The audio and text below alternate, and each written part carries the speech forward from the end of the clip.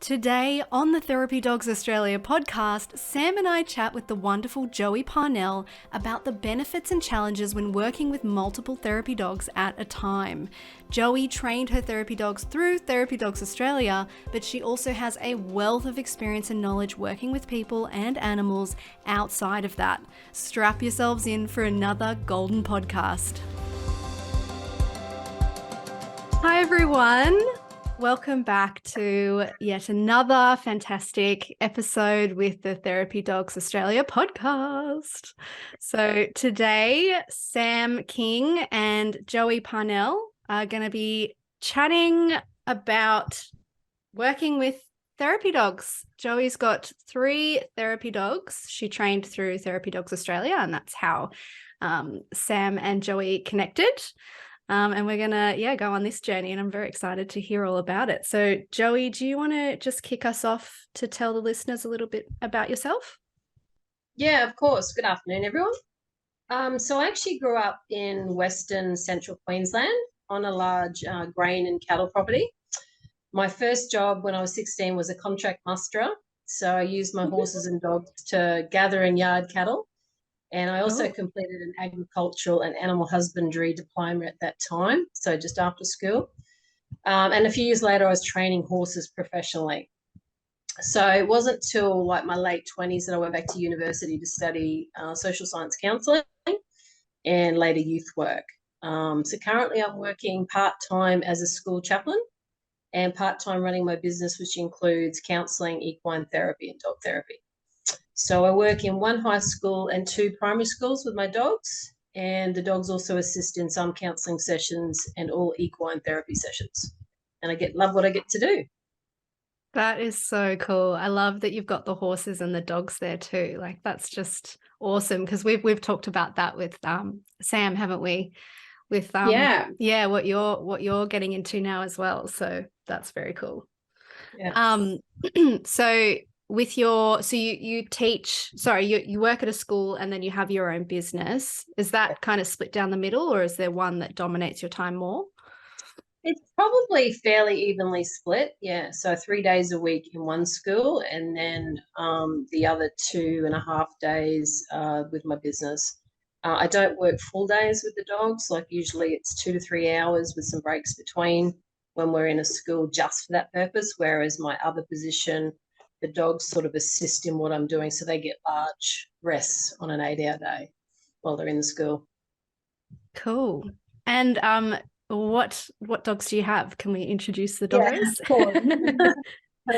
So I have Flame, who's a golden retriever, and I have Bella, who is a border collie, and my young pup, who's just been certified. She's a Kelpie. Her name's Wolfie. Wolfie. So cute. She has the most intense eyes, so that's how she got named. That she had very intense blue eyes. Now she has intense yellow cat eyes. Interesting. Cool. I was in the high school today, and one of the kids go, "She's looking at me funny," because she has this really intense look. And I'm like, "She's okay. She's friendly. You'll be okay to come in." That's very cool. So do the kids, let me rephrase that. So do the dogs work, you do have one day off and one day on with each dog, or do you have some dogs at the school at the same time, or? Yeah, so how it works, I generally, just stagger it a little bit. So Bella's having a week off this week until Friday, Saturday. She'll assist with the equine sessions. And I've got Wolfie, the young pup, has a lot more energy. She's young, and we're obviously scaffolding and keeping her very calm at the moment, so she's not too excitable and not too many large groups of kids, but she's sort of ready. She's ready to put some time in. So today I had Flame and Wolfie working together. So Flame's like a little bit of a coach because she's so calm and placid and just grounds Wolfie. And then tomorrow I will probably take Flame in to the school where I work the 8-hour day, and then Wolfie will go back in on Wednesday. So today's Monday for everyone listening. Sorry, yeah. And so next week we'll rotate that round again. So Bella will be doing a bit more So cool. So one of the things that I think is really cool for us to talk about today is the dynamics of working with multiple dogs at once as well, because most people haven't had an opportunity to work with more than one dog in a room. I fortunately have, and I have, my insights on it, but I'd love to hear yours, Joey. Sure. So in one school, my high school, it's quite a small room, probably not much bigger than a regular office. And we just have chairs all around the outside. So for an hour and 20 minutes, I have one-on-ones, or maybe one or possibly two kids in there. We're working up to two, but at the moment it's still one. And then we do a 35-minute lunch break where we'll have 8 kids come in, just sit around in the chairs, and then they'll just move in and out. We'll make sure we don't have any more than 8. Otherwise it gets a bit hectic in there. And for my way, I guess my job there is just to manage whether the kids are getting a bit excitable, or just monitoring the stress signals of my dogs. Make sure we have good rest periods, good rest period before the lunch break, because that's quite intense, the lunch break session. And my older dogs have worked up to that, so they did a lot of one-on-ones before we did that. So Wolfie, it was her first time today, and she did quite well. I didn't see too many stress signals. There was one point where she was sort of asking me if she could leave the room, and I just sort of asked a few kids to just exit, so we had less kids in the room, and she had a little bit of time to come down. My other primary school, it's we meet in a after school care yard. It's like it's under a big tree, big grassy area, so it's a lot of fun. We can play some games in there. I have this game I've developed called Hide the Treat. So I just got like little muffin cups, and I get the kids. So I put like a little Therapy Dog Australia blindfold on the dogs. They've got used to it. So I counted 20, and the kids are going to go out and hide these treats. And it's sort of like a large backyard. And then I just take one. I say find the treat, and we sort of assist a little bit. The old dogs are really good. They've got the kids will hide them in trees and everywhere. And so that's a bit of fun. So we do a little bit more of that, more game stuff. There's a bit more room and scope for that. And we also do walks around the oval. We'll put the dogs over an obstacle. If there's a prep playground, we'll put them through some obstacles. And as well as having that lovely downtime of grooming, petting, talking about their interests, talking about their worries. I just gauge it on I guess the activity level of the child and how the dogs are going. You know what I mean? Yeah. Yeah. Oh, and I guess as far as 2 dogs go, that primary school where I have the playground area, I'll have 2 children at once. And at first I found that quite stressful, trying to manage that. I'm thinking I want to keep the dog safe, and but now I find it's just sort of part of what I do. And the dogs I find actually support each other really nicely. My dogs have got a really nice pack. There's not a lot of bullying or one-upmanship that goes on in them. They're really easy. They get along really well. Yeah, and like lovely. Sleep in each other's beds and that sort of thing. So they're very, And so I found that actually they were happier when they were together. Yeah. Yeah, I find that too. Sorry. Sorry, Max. Mine are so I used to work with one dog at a time because I was rotating the dogs, and then I ended up with enough dogs that I could pair them up. Yeah. And I found I got a lot more because I'm in private practice, so the dogs actually can learn really quickly to be a bit lazy. So they just it's like their lounge room, they just that's right. We just greet you and hello, and might fetch the ball a couple of times and then they're asleep. Useless dogs. So I found that with 2, and I've done that with young dogs as well. I pair them up with an older dog. They do a lot of the socialization stuff as well for you. So dogs, they're so social, they learn off of each other. They'll learn bad habits off each other as well. So, got to kind of be careful. That's Sonny, my oldest lab, he chases the mower. He just loves power tools. Any power tool ever. As soon as doesn't matter what it is, drill, nothing, doesn't matter. He's such a boy. He's like, oh my God, yes, power tools. Like, I'm getting so excited. And his favorite thing's always been the mower. But he's taught all the other dogs to act like idiots around the mower as well, which I just let them do because I think it's fun until I get sick of it and then I lock them up. But Yeah. but I think it's fun, so it's all right. But they learn good things off them too. So, you know, if you've got a therapy dog that you're working with and they're going to get them going good, they're going steady, and then you start training up another one. Once they get old enough, that other one, your newer ones, they get old enough, you can pair them up and they will start really sort of, that mentoring the younger one through all their little bits and pieces routine of the day and stuff like that, which is really cool. But mine are way more active. Like they play, like my dogs are like your dogs as well, Joey, and they play, and it's like, you know, they're wrestling and stuff like that, but it adds another dynamic, like a social dynamic for me. So now the client's seeing an interaction between two dogs, and now we can sort of project out onto that, or you know, interpret that sort of thing. And I have all three of my dogs now, so I don't work with two dogs at the clinic anymore because I only have two dogs that I take to the clinic. Sunny doesn't go to the clinic anymore. He's semi-retired, but I got a clinic room at home and all three dogs work together in that room, and it is so cool. funny. Like, it's chaos. It's just chaos when people arrive. Like, the dogs, I've got this huge big couch. It's like my old lounge room couch, so I just donated it to the dogs because they took it over anyway. It's huge big couch, this huge big room, and the dogs, like, because when my kids come here, I let them choose horses or dogs, so they can be outside and we can do horse stuff, or they can come inside and do dog stuff. And so sometimes the dogs are waiting, like, you know, the kids are outside with the horses, so the dogs are like, oh, come on who's coming in? And so someone like chooses dogs, and then, because usually in the middle of the day it's too hot outside, so we have dog appointments in the middle of the day, and someone comes in and the dogs are like, oh my God, yes. But they play,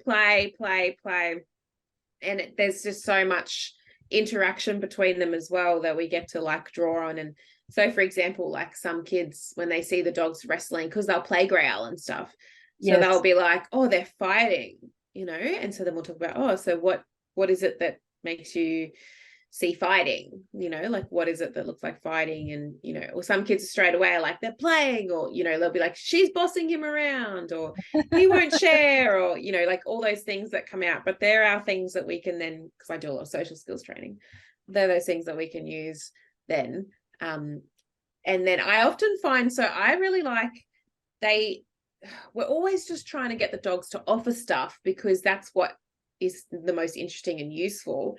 And I always find, even just when I think this is very just unstructured play at the beginning of the session, which is fine, because I would have wasted that time talking about the weather or whatever, like to, you know, bring clients in and build rapport and make them feel comfortable in the space. And, you know, you normally have a little bit of chit chat of some sort, but I let the dogs do it. So they're playing with the dogs and that sort of stuff. So I'm like, oh, it's cool to have a little bit of unstructured time, playtime in the middle. But we always end up coming back to it. So it's always some kind of narrative, or like some kind of interaction that's taken place in the play. So whether it's just the dogs, or it's the kid plus the dogs, or interpretation of the dogs, or whatever, I always find, like, during the rest of the session, like whatever we are working on, we might go and do something else then, and, like, you know, watch something on the iPad about sharing or whatever, or do a worksheet, or have a conversation, or whatever it is. But I always find, like, that I can come back, that thing works its way back in. It's kind of like when Oliver was, you know, XYZ, like it's sort of a bit like that, kind of thing. Probably because you're looking for it, like you're paying attention while the dogs are playing and stuff like that. But I just reckon there's so much more. The dogs are heaps more energetic. They're heaps more, like, their personalities just come out, like, so much more when there's, especially one of their pack mates is there. Yeah. Do you find that most of the time you've got at least two in the room then, Sam? Like always? Or Here do I you do. adjust? Yeah. Yeah, at home I do. And at the clinic, or do you sort of change it back and forth? No. Yeah, because I'm only taking, I've only got 2 dogs. Oliver and Nala go to the clinic. Oh, but so you swap. Sunny doesn't. Yeah. So I alternate their days. So I've only got one. But I remember when Nala was younger and I had her paired up with the other dogs. Same thing, like so much more content there. But also I got sick of it because you got 2 dogs all the time. And you are dogs still, everywhere. Yeah, and you are still supervising even more because you've got the young one. Yeah, I would agree with that. Like going to school for an 8-hour day, I wouldn't want 2 dogs there the whole time. People say, why don't you bring the second dog? It's too much to manage because I've got to go to meetings and do other things other than just do dog therapy. And so, and it's interesting you were saying, Sam, with my equine sessions, I have all 3 dogs there. And there's a lot of, that what you're talking about, the wrestling and that sort of thing, and opportunities to talk about interactions and family dynamics and that sort of thing. It's very cool. It's so cool. It's so cool. That's why I like working with multiple horses as well. Like, it's fine to work with one horse for some stuff, but multiple horses too, because those herd dynamics, like, they're so rich with content. And the dogs are the same. Yeah, my dogs can be outside with the horses as well, except I don't have dog fencing. And if they wander off, then like, my dogs will wear little GPS trackers. But if they wander next door or something, I don't want to be thinking, where are the dogs? Yeah, you want to be focused. You know? Yeah. Where did they go? Are they in the chicken coop eating the eggs? High chance of that. That's almost definitely where they are. I've got 2 areas that aren't at home, so I think it helps, and they've learnt I've taught them with you guys' help of where the boundaries are. My GPS collars have got virtual fences, so it sends you a ding to your phone to say, like, Sunny has left the area marked safe. And I've got, like, one of my neighbors has got, like, all this junk in his yard, and there's big, like, 20,000 snakes in there. So I've made a little virtual fence for him. It's the unsafe area. And then I get a little ding that Sunny has entered unsafe area. And I'm like, this bloody dog. It's annoying, but it's fine. Like, I let it, because like, they wander, I'm feeding the horses and stuff like that. So but during client sessions, it's too hard because I can't, like, first of all, my phone's not dinging because it's on silent. And second of all, if he does wander next door, he's actually the only one that does it, but if he does wander off next door, I'm going to have my attention split. But also, what if the client is like, where's Sunny? And, like, is worried about him, Yes. Yeah, totally. It's funny when watching them. Flame thinks she's invisible. She does, like, stealth mode. I'm just walking away, so you can't see me. Yes. But she's stopped doing that now. She's actually awesome. She plays around. I don't know, like, where if I often have, like, I'm working with a child, the parent will be on a seat a bit further away, and she'll usually sit with them. So everyone's included. Yeah, everyone gets a dog or a horse. They usually hang around where the reinforcement is, like, so it's only if we get, Sunny doesn't like to come in with the horses because my little mini used to chase him. So he sort of wants to stay out of the paddock. So if we all go down there, like, he'll sort of hang on the edges, but then all the action's happening in the paddock now, so it's boring. So he'll be like, I wonder what the neighbour's doing. Okay. I'll see you guys. Phone's like, ding, ding, Sunny has entered. That is funny. Oh, it's funny. Rat bags. So, Joey, a lot of people might not know what our process is for assessing a second dog and a third dog. So, do you want to fill people in a little bit on what that is, since you've been through it a few times? Sure. So I guess it's similar to what you do, but you don't have to do the whole course again. You're just doing your obedience videos. And also I've got a locum trainer who does the temperament and manners testing. So it's just a matter of, I guess what was helpful for me raising this puppy is I had all that information from when she was 6 weeks old. So I did a much better job on her because I had her right from, when she was tiny, teaching her about boundaries and behavior shaping and all that sort of stuff. So, and I was already doing it with the others. So she just fell in, with all that. And so it wasn't that difficult, I guess, because I just, I had to refresh a few things. And then, and then when she turned 12 months of age, I did it actually over the summer break because I had a bit more time just to concentrate on one thing a week. And it was much less stressful for her and me. It was lovely, actually. It was really enjoyable.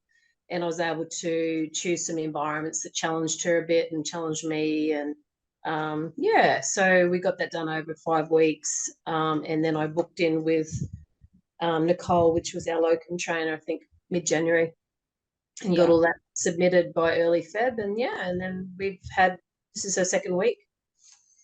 Woohoo! Woohoo! She's going really well. That's exciting. I just love her.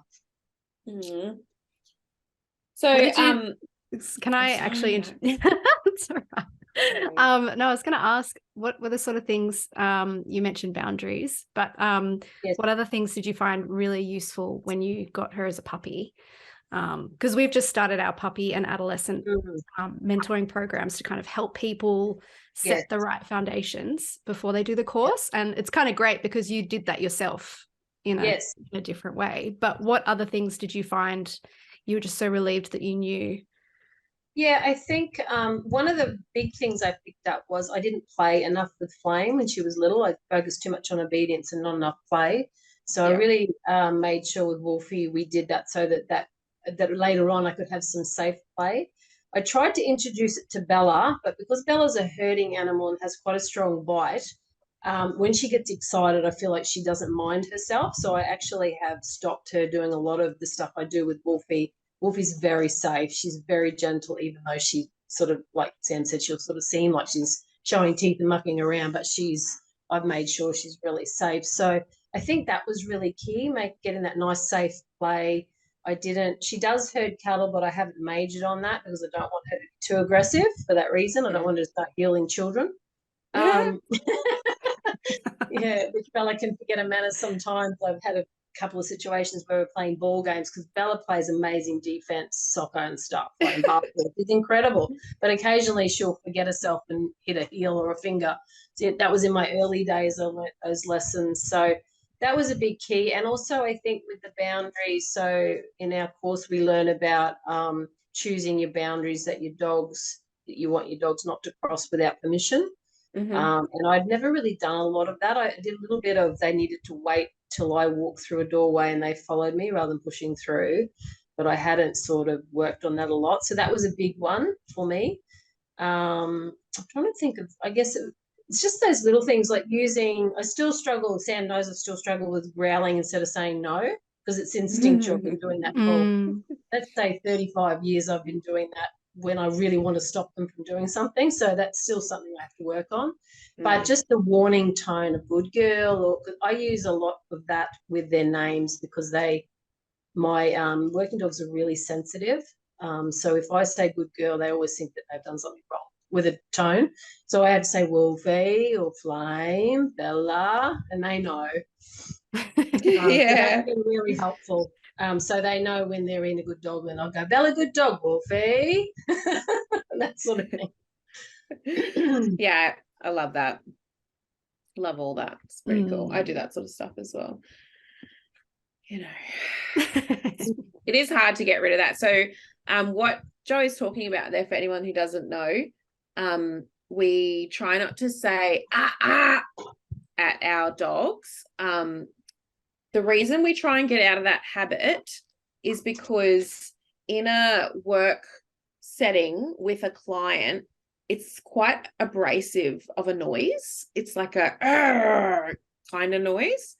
So we actually use no as a marker with our dogs, but we give them a warning before they get to that point. So we find that once we get like a really cool, like consistent pattern of training with the dogs, Like if my dogs get a no these days, like it's usually like no. No. It's that kind of thing. Like but when you're first training, you can no really travels. So anyone who's already on our training videos, I've got heaps of example videos on there of like my dogs chasing wallabies through my paddocks, and I'm like, no, and they just stop in their tracks, and Nala comes running back because she's a sook. Yeah, so like we've seen some snakes around here now the last couple of weeks. So things like that, like I've got heaps of example videos in their training video library now, like of the dogs responding to that stuff. Whereas like if your dog's chasing a wallaby and they're, you know, across the other side of the paddock and you're like, it doesn't travel as well. No, it really doesn't. But in the therapy or school context or setting, the dogs are good enough and, you know, well managed enough that we can use our warning tone, which is that good girl, which means like good choices. I'm watching you. Or it doesn't, so it's just a tone, so it doesn't matter what you say. So like Joey's saying, she'll be like, Wolfie, that kind of tone. But I do that with my dogs too, where, you know, it'll be like, or even if I'll say things like, so it's so good using tone because you can work it into so, you know, probably the best way to think about this is like a skit or like a role play kind of setting, you know, when you like if you play dress ups kind of thing, like, you know, where I can, you know, when you're talking to kids and you can be like, you're just mucking around, like a lot of what you're doing is just mucking around, being like, oh, and is the sky blue white? Like, you know, and you're just letting them just talk absolute nonsense, or, you know, things like that. And you're like, is it? Okay. And then what happens when, you know, the purple rain comes out of the sky? Or like, you know, you're talking to them about Santa and you're like, so how does he get back up the chimney? And they're like, magic. And you're like, oh, is it? Okay. That's pretty clever. You know, those kinds of things. Probably the best way to describe it is because you can include your dog into those conversations. Like, so you'll be like, they might be like, you know, Nala's stealing my plushie or whatever, like it is that they think is happening, or is happening. And I can be like, is she? Nala, are you stealing a plushie? You know, but because you've got that tone happening, like the dog's like, oh shit. That's clever. I like that. It's things like that. I work it in all the time. And like, you know, as long as your dogs understand the tone, which they do, they get it so quick, don't they, Joey? Like, well, you started a puppy on tone. So how quickly did Wolfie pick up and understand tone? Straight away, instantly. It's such and like I think I don't know. I've had really good dogs that just want to please you. So and I guess that's because we spend a lot of time with them, build that rapport, and you know, we're sort of the center of their world. So the breeds there too. Yeah. The breeds. Yeah, I rarely have to. It would be in a sort of an emergency situation where I'd have to use. It should be a no, but it's probably going to be a growl, and then I'll remember afterwards to say no. No, but it just because it needs to be so quick. Or for me, you know, I can see something about to happen that I want to stop. Usually, and then I will, like you said, I'm apologising to the client. But it's rare these days. And even when I do the warning tone, sometimes the high schoolers are a bit savvy, and they'll look at me and then the dog will do something different. I go, oh, good girl for making a different choice. And you sort of that's you great. know, and then they smile. Yeah. Yeah, but that's basically the crux of it, is that you can speak to them in the code language, because the client doesn't know that the dog is trained on tone. So it doesn't matter what I'm saying. If I'm going to use like a praise tone, then I'm going to bring the dog's energy and engagement up.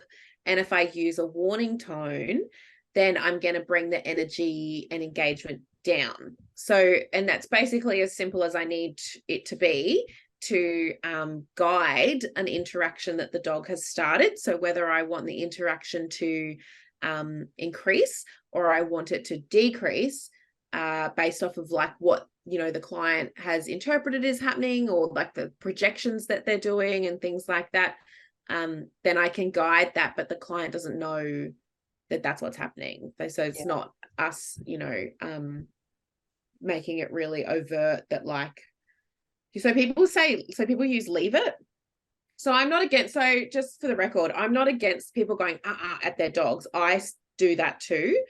And I'm not against people using words like leave it. I use that too, but you've just got to try not to use them in your therapy context. And I mean, it's not that big of a deal if you do, but it's better if you don't. Like, it's just a better outcome if you don't. So if you can, so that's why we try and teach people a different way of doing it, because it's more useful and malleable in terms of the client interaction with the dog. Why did I start saying that? What was I saying? Oh, leave it. So, I use leave it still sometimes too, but the examples that I always give in the courses are around when you have a young person or a client, or it could be not a young person, could be just a client of any sort, but they're building trust in the dog, and they might bring in something that they don't want the dog to interact with. So it might be their lunch. That happens a lot. It could be their handbag. It could be a toy. Their toy that they love. Like, kids bring in their comfort stuff, so they've got blankets and little comfort things and stuff like that, or a part of their body as well. So when the dog's showing a lot of, they're just dogs, like they're just interested, you know what I mean? And like, absolutely, my dog's going to take that toy if you make them think that that's an option. Yes, absolutely. They want your plushie, definitely. So they want it. I don't know. I don't know if I said this before, but I can't like enter my house with a plastic bag with like, you know, you go to Kmart and get plushie toys for the dogs, soft toys. I hate doing it because the dogs just immediately rip them up and it's a mess and I have to pick it up. But every now and then I'm like, oh, well, you know, like they've been good, so I'll get them something to destroy. Get the cheapest possible ones because I'm like, it's going to rip them up. But I cannot walk anywhere near my dogs holding a plastic bag with plushies in it without them going nuts. I don't know how they know. How do they know their dog toys? What? How? I don't know. Anyway, so funny. But when that's happening, we don't want to say, so like, I've had heaps of circumstances like this. I find that saying leave it to the dog in that setting, when a person's come in with something that they don't want the dog engaging with, it kind of puts that tone on it that like, my dog is going to engage in that. So I'm having to say, leave it kind of thing. Again, really not that, it's not a deal breaker, but what we get to say is good boy. Good boy. So if he goes and looks at the little plushie that someone's brought in, you know, kids have got they're their comfort toys. So they're like, the dog's don't take it. And I go, oh, he's not gonna take your plushie. Good boy, Sonny. You know, and so it just helps to build trust in the dog there, where it's like, oh, he's not going to take my plushie. And I'm going, good boy, good girl, Nala, good girl, like that. And then so the dog's hearing, do not touch that plushie. That's what the dog hears, but the client hears, she's not going to take your plushie, darling. Good girl, Nala. Like that. So, you know, if you think about the difference between that and a little person coming in with their like, she's going to take it. And I'm like, Nala, leave it. Yeah. It's a bit of a dampener, isn't it?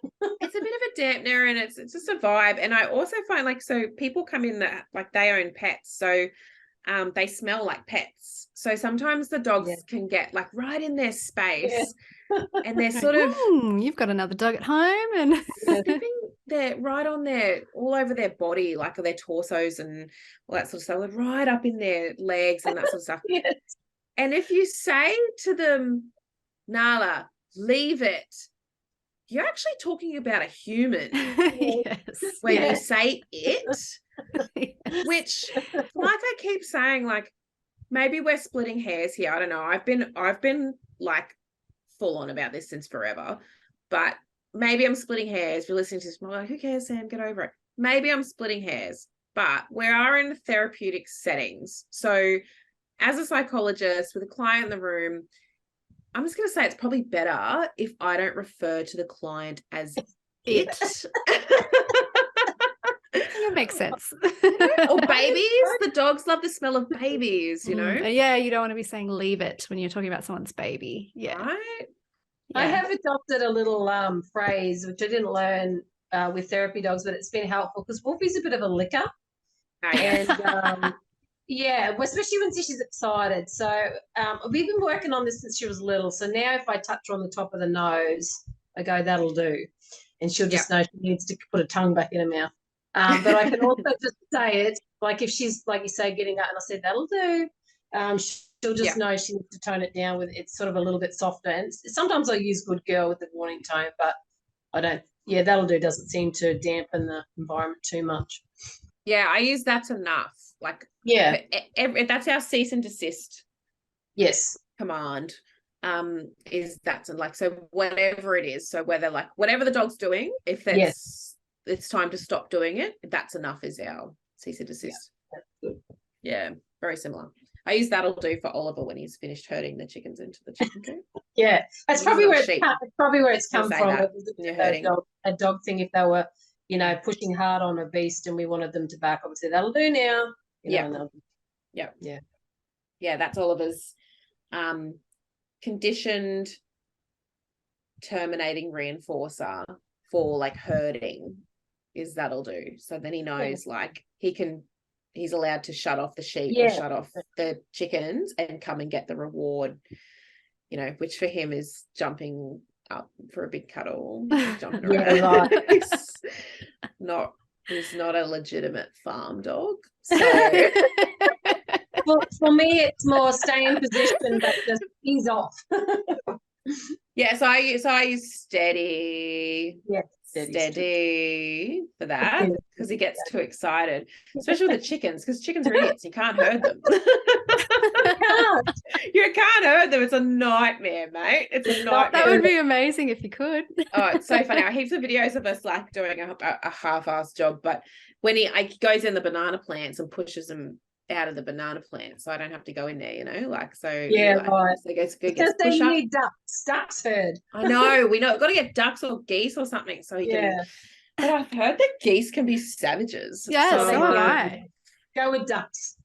Maybe I'll get some ducks. There's ducks down in the paddock, but they just fly away. So that's a problem. When Nala runs down into the dam for a swim and about 30 ducks just absolutely launch into the sky. Might have to clip some wings, eh? Get them running. Maybe that's why people get geese, or like those. Maybe there is big ducks. Maybe they don't fly so much because they'd be pretty heavy. They're too fat. Yeah.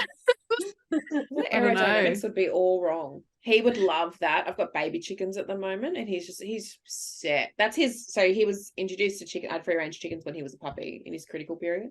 So that's his thing of like, that's his species.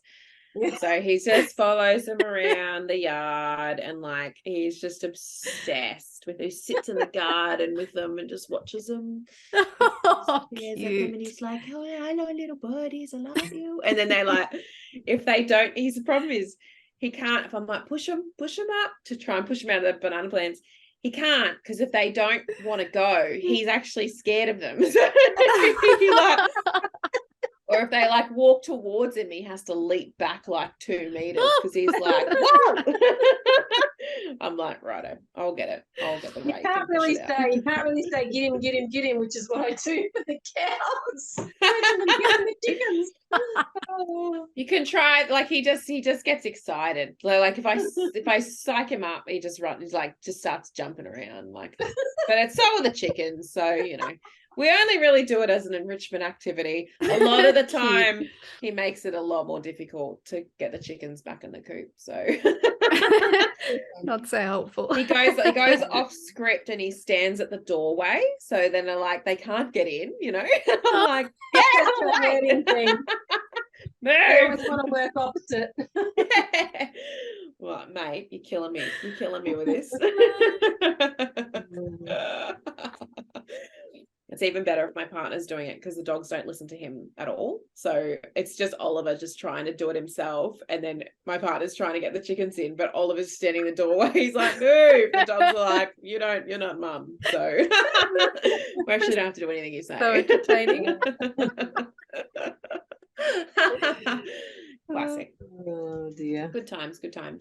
So it is to make a point of what Joey was saying before as well.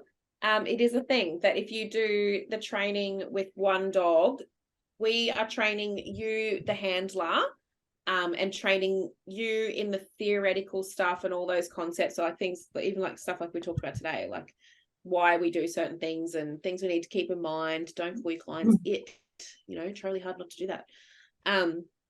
So things like that. So we train you in the course with the dog. We train you how to train your own dog and all that sort of stuff. But once we've done that with you, we don't need to retrain you over and over again. So that's why you get to then, if you've got a second dog or a third dog, or, you decide. So some people decide not to continue with animal assisted therapy with the dog that they bring along to the course. They decide that actually now that they've learned what they learned in the course, they don't think this dog is suitable. So they don't progress to assessments with them, but they might get another dog. So they get a different dog, they get a puppy, or they get an adolescent, or they rescue something or whatever. So when that happens, they don't have to repeat the course with that dog. They just do the assessments with that dog. So you, the human, will only need to do the courses once, and then you assess. And so then Joey now each year has to do 3 reassessments, which is a nightmare. And she adds up if you start doing them like that. But that's 3 dogs. So that's, most people usually have 2. But at least you don't have to pay for a course, multiple courses. That's the idea. It's also good because Bella's she's 12 now, so I don't know whether she'll have another year. So my idea is to fade one in and one out. So we'll see how she goes. Yeah. Sunny's 12 as well. So it was the same thing when I got Nala. It's just having a progression plan in place. Yeah. Some people do choose to do the courses again as refreshers. And I mean, it's your PD anyway. Like if you're doing PD, counting PD hours and stuff. Some people do that. The course content does grow over the years. So, like someone who's done the course 5 years ago would find it to be very different today. Same principles, but, obviously updated. Some people do choose to do that, but you don't have to, is the point. Do not have to do that. But it's pretty cool. I think we are definitely seeing, so we've got like the way we have our software set up and stuff. We've got the dogs profiles set up, and we have more and more and more people that have got second dog, third dog, stuff like that. And sometimes the first dog, like they retire or they pass away or something happens or whatever. And then we end up, we've got second and third dogs and stuff like that. And it's just really cool to see.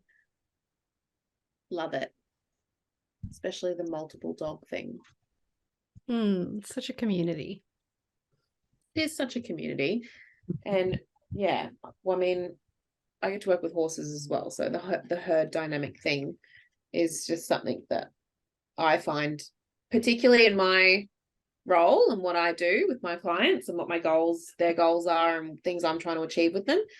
I find herd dynamics and pack dynamics so useful.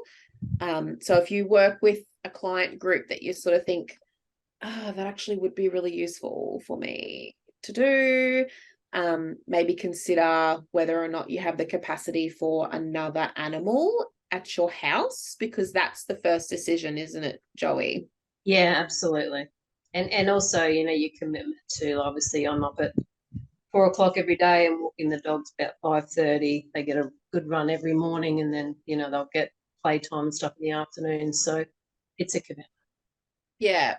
So we don't want to be buying dogs or, you know, inheriting dogs, collecting dogs that we don't have the time for, because the training, I don't know what your experience is, Joey, but I have to put at least a year, but preferably 2 years. So I've only ever bought dogs 2 years apart, no closer than 2 years apart, because I genuinely think you need to put 2 years Yeah, I into would a dog. agree.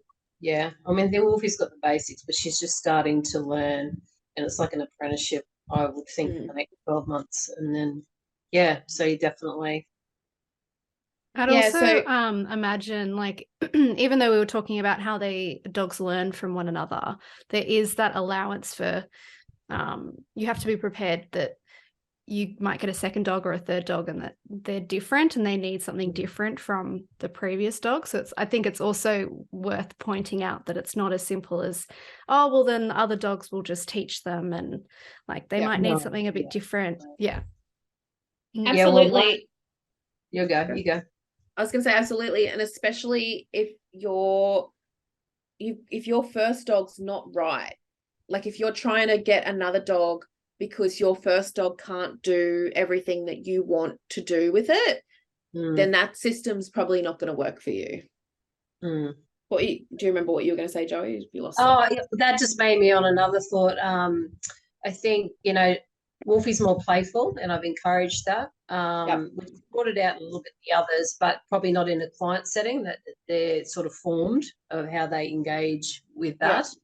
But yeah, I think behavior-wise and obedience-wise, that would be really critical. I have noticed that, you know, the whole putting their paw, I purposely didn't teach them to shake hands because I felt like the dogs always feel like they have to do it. Then when the clients always say it.